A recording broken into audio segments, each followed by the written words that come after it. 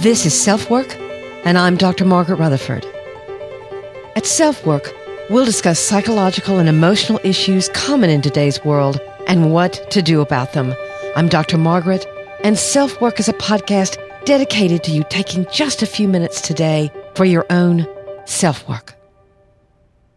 Hi, and welcome back to SelfWork. I'm Dr. Margaret Rutherford. I'm a clinical psychologist. I began podcasting last October, and I'm so delighted you've decided to join me today. We're going to be talking about depression, especially teenage depression, but really this episode has a lot more impact than simply for teenagers. It's for anyone who has struggled with depression, who has been bullied, who's been ignored, who's been manipulated, who's had sexual abuse in their life, and who at times may have often even lost their will to live. If that's you or someone you love, this podcast hopefully will be helpful for you. And why? Because we're going to be talking about the new Netflix series, 13 Reasons Why, what it is, the reactions of other people to it. I actually watched it about now a month ago, and the 13 hours were really, for me, riveting, both fascinating and haunting all at the same time.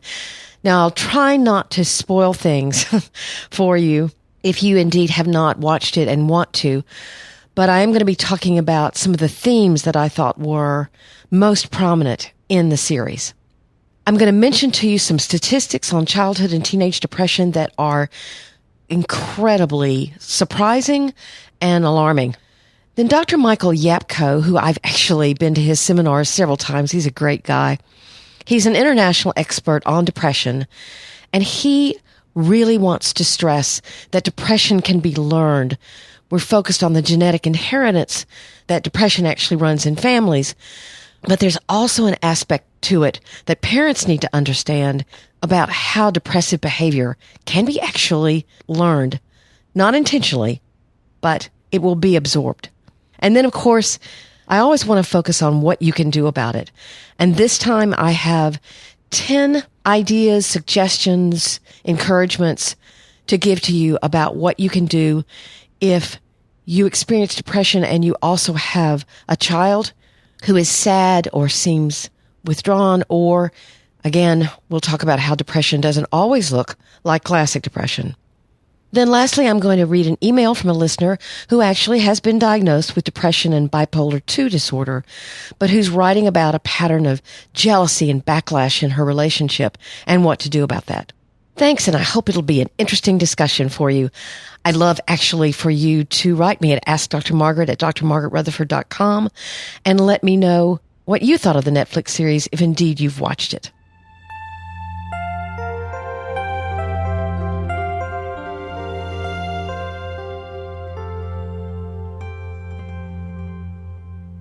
As a psychologist, I really try to keep abreast of what people are talking about. I actually like to get on my Twitter feed to see what people are talking about. And of course, back in March, I think it was, there was a lot of noise about the Netflix series produced by Selena Gomez on teenage depression and suicide. You know from the very beginning of the series, if you watch it, that their major character, Hannah Baker, did commit suicide. That actually is known from the very beginning. But the same day she died, Hannah sent out tapes previously made to the 13 people she believed had lied to her, bullied her, manipulated, even abused her, ignored her, or simply disappointed her. Whatever you walk away believing about Hannah, her friends, or the people she sent the tapes to, her family, or her school, the show makes the point that kids with depression are walking around in plain sight. And we have to be aware. We have to look underneath what may seem to be true. I've read a lot of the accolades about the series. The producer herself, Selena, said that it was a passion project and was meant to be very real. I read, thank God someone is talking about how bullying can have such scathing and traumatic results. Other concerns, however, were it romanticizes suicide. Most of the adults in the show seem out of touch, and that seemed unfair to those people who really are trying to be in touch with teenagers. And then one of the major criticisms of it was that it didn't really talk about depression. There were no actual hotline links after the show. There was a link to their website, but not actually to the National Suicide Prevention Hotline. So that was very concerning to some people because suicides can stream in a way. Other kids or other people who are considering suicide may more often, upon hearing about someone else's suicide, take their own life. I worked one time with a teacher who told me actually in his community there were 7 suicides within a couple of years, all relatively young people. It was so tragic. But when I think about the series, I think there were 3 themes that were the most powerful for me. There was a theme of secrecy versus complete lack of privacy. The teenagers kept keeping secrets from teachers, parents, even each other. But all of that had the backdrop of rumor and gossip being fueled by the use of social media to hurt and create scandal. You can take a picture of somebody these days and text it to all your friends, and it's all over everywhere. And of course, this happened in a very cruel way to Hannah Baker. And teenagers are doing that all the time. In fact, one of the comments I read when I did a Facebook Live video about the Mighty was that teenagers had created what they thought were hilarious memes about 13 Reasons Why, making fun, poking fun at the show. Of course, we all know that teenagers laugh at things that they're uncomfortable with. So that was my response. But those memes went all over everywhere very, very quickly. It must be hard for our teenagers to live in that world. The second theme of the series, I think, was about the continued sexualization of young girls. And this led, in the actual Netflix series, to assault. You add alcohol and drugs into the picture, which were also prominent in the series. And girls are still in our culture seen as sex objects rather than for who they are. The third theme was, of course, how tragic it can be when someone doesn't let others know that their will to live is slipping, that they feel overwhelmed with hopelessness and are very disengaged from the impact that their death might have on those who love them. They may even justify to themselves that their suicide would create welcome relief.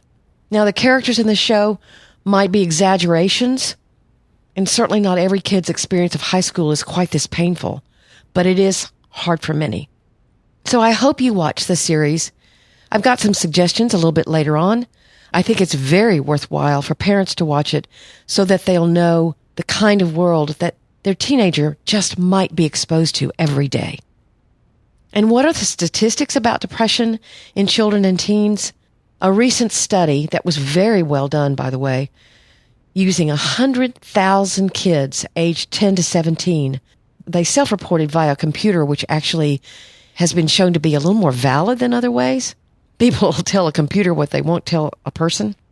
The research found that by the age of 17, 13.6% of boys had experienced depression and a whopping 36.1% of girls. That's 1 in 3 girls. I found these figures amazing. And again, this isn't just having the blues or having a bad day. They had to meet the criteria for actual clinical depression.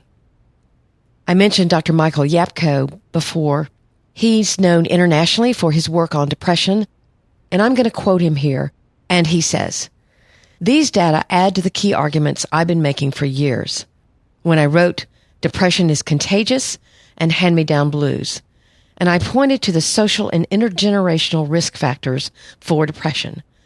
I also heavily emphasized the need to move away from drugging people, especially kids, and paying closer attention to the social and cultural factors predisposing people of all ages, but especially young people, to depression. Identifying and addressing these risk factors hold the key to my second key point. Prevention is better than mop-up. By the time kids become depressed, the risk factors had already been in place and then gradually gave rise to a first onset depression."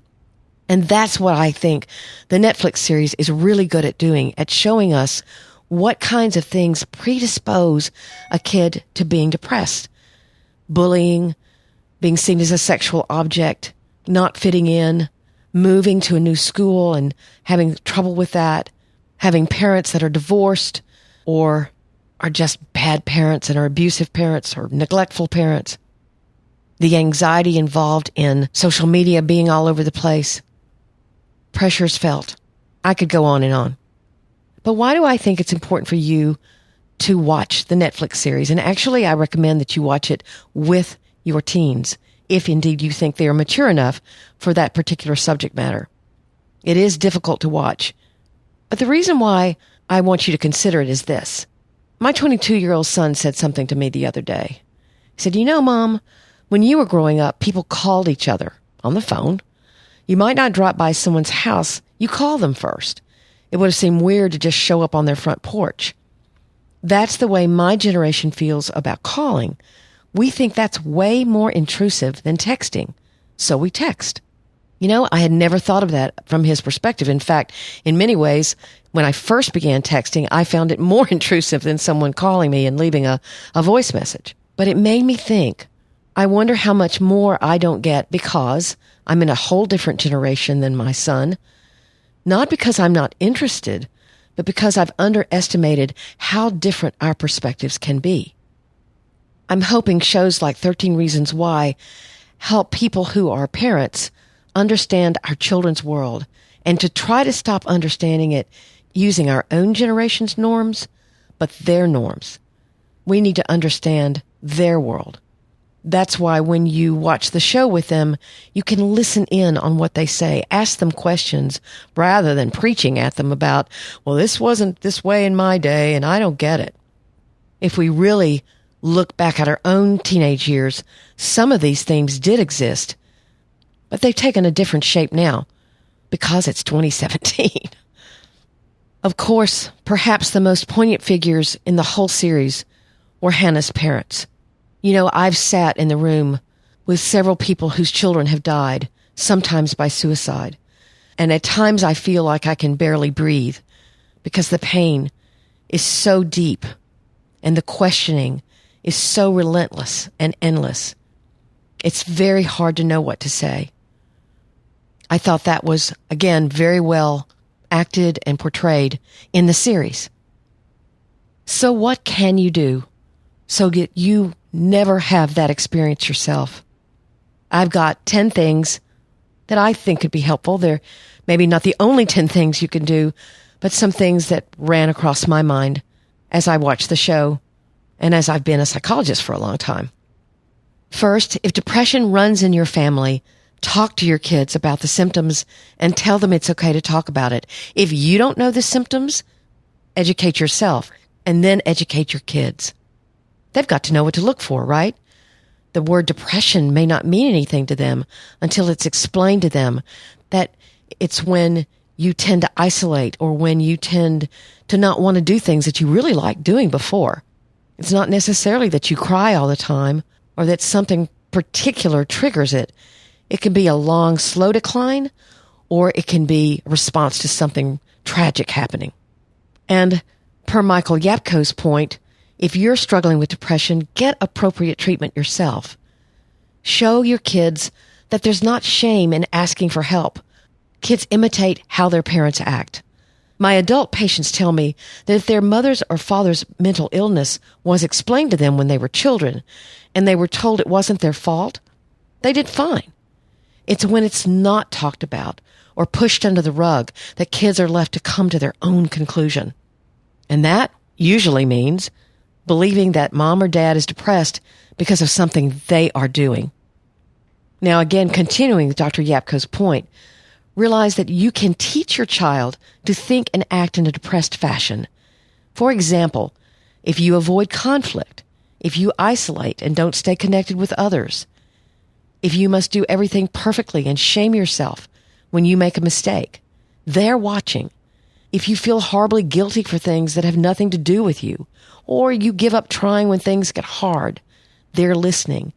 You can teach hopelessness. You can teach helplessness. You can teach excessively feeling guilty for things just by your own behavior. Going along with this with number 4, talk about, again, when your children are mature enough to understand, talk about your own vulnerabilities. They'll be much more likely to realize that everyone has their strengths, And everyone has their vulnerabilities, right? So maybe you're not depressed, but maybe you struggle with perfectionism. Maybe you struggle with jealousy. Maybe you struggle with worry. You can let your children know that you've got your eye on that because it is something you struggle with, that's not necessarily a good thing in your life. Number 5, and I don't know if I can stress the importance of this enough, educate yourself about your child's friends. They are having a tremendous influence on your child. It gets hard to do. I remember my own son talking about people that he knew and hung out with that I didn't know, but I tried to get to know them as much as possible. Rob would invite people over for chili, and I could get to know these friends. One of the things that was very noticeable in this series was that the adults had no clue who their kids were hanging out with. So obviously that can be a huge problem. Number 6 is pretty self-explanatory. It's to pay attention to what exactly is going on with your kids. If they begin to change, if the way they look changes, if they begin to not care about things, if they're losing ground in school, it could be something situational, but it also might be depression. I think sometimes parents want to say, well, being a teenager is just hard. And it is hard. Not many of us would go back to that. But wake up to the idea that it could be depression. Number 7 relates to something that I've actually made my life about the last 3 years, what I've termed perfectly hidden depression. Not all depression looks like what we consider classic depression.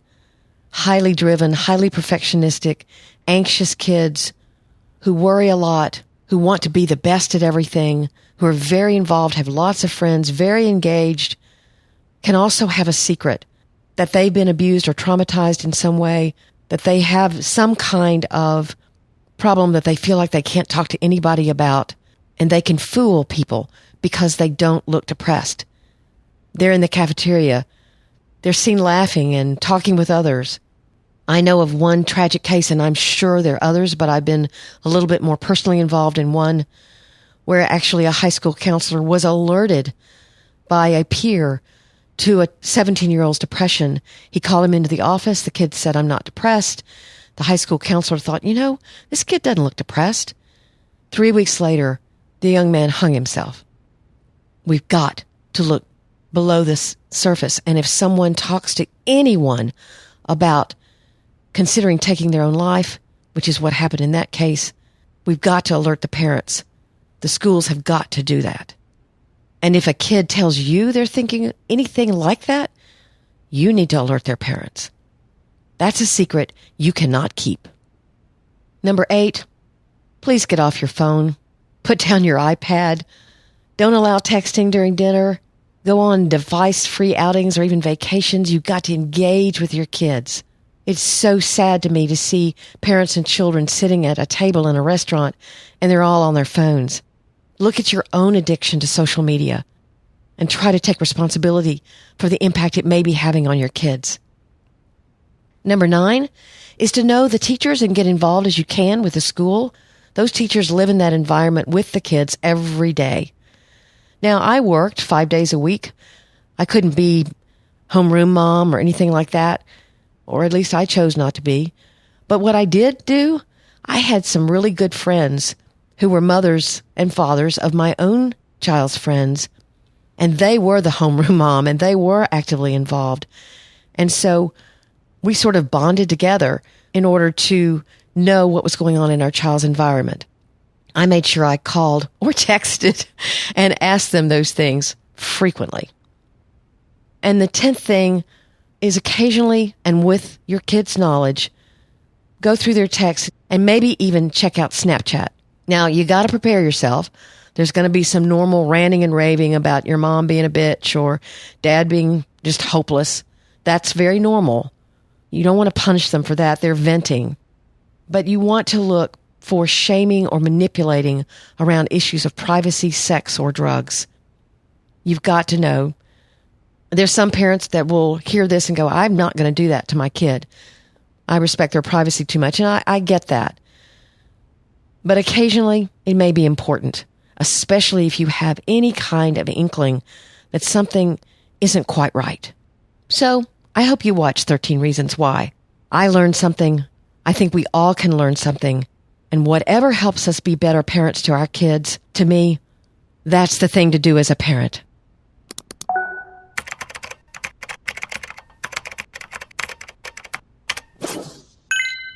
I'm so delighted that people are writing in and actually either just telling me who they are. I really want to know who you are as my audience.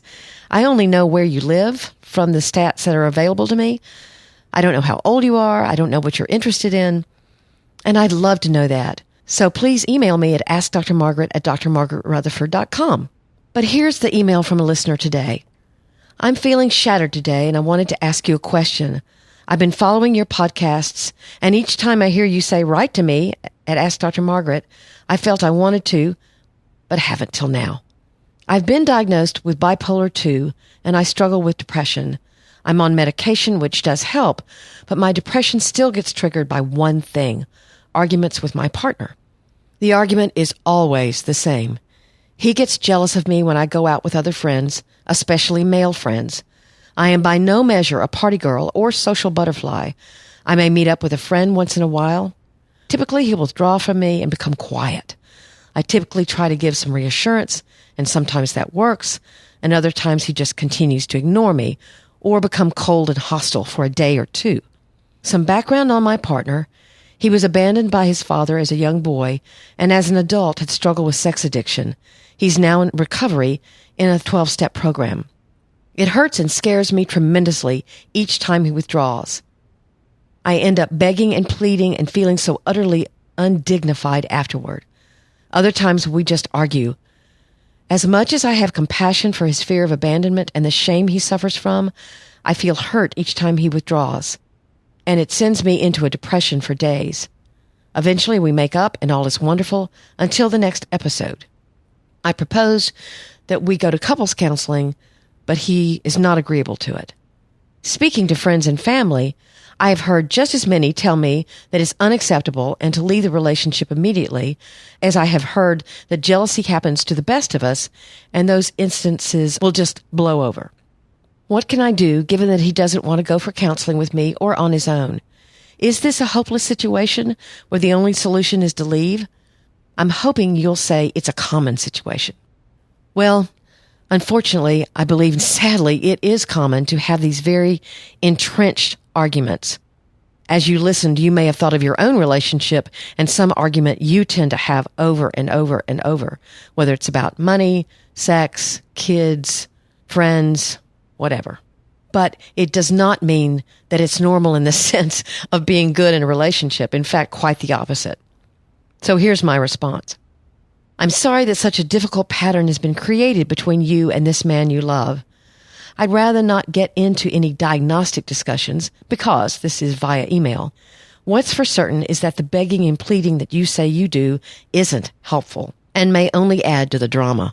His abandonment issues may be getting in the way of believing he's valuable in and of himself, as the underlying dynamic in jealousy is often insecurity. However, if he won't go to counseling, you could certainly go by yourself and figure out your own part of the pattern. That's what you've got control of. And that's, again, what I tell many people they have to focus on. But back to my response. Other pragmatic kinds of suggestions are this. You might make sure he gets to know your male friends to help him with these issues. Or you might change your own behavior just a tad.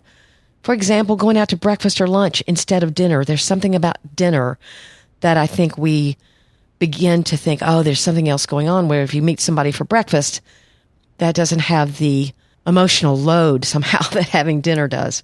Maybe you invite him along so you get to see your friend, but he's there as well. But if you go to therapy and then as you change, he might likely change as well. I've often said, in fact, that I can do couples work with one person in the room. So basically, what I'm suggesting to her is that the whole begging and pleading thing only escalates things and may actually feed into his tendency to withdraw. So as she de-escalates, there's a possibility that he may as well. She also obviously needs to look at the whole idea of being depressed for days herself because of his anger. And then I continue with my response to her. What I do strongly recommend is that both of you look at the work of Julie and John Gottman, who've been researching and writing about couple dynamics that most often lead to chaos and emotional disaster. For example, the not speaking you're talking about, in their terminology, is called stonewalling. I think you'll find yourself with their writing and hopefully can begin to change. They also hold workshops all over the country, which might be helpful.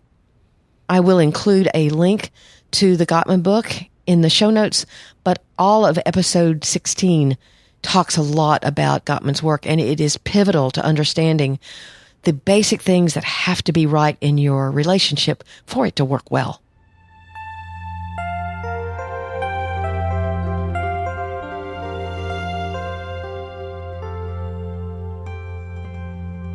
Thanks so much for listening today. There are a lot of ways of getting in touch with me. My website, where I blog every week, is drmargaretrutherford.com. I'm on Twitter at Dr_Margaret. I've given my email several times today, but I'll do it again. Ask Dr. Margaret at drmargaretrutherford.com. I know it's long. Sorry about that.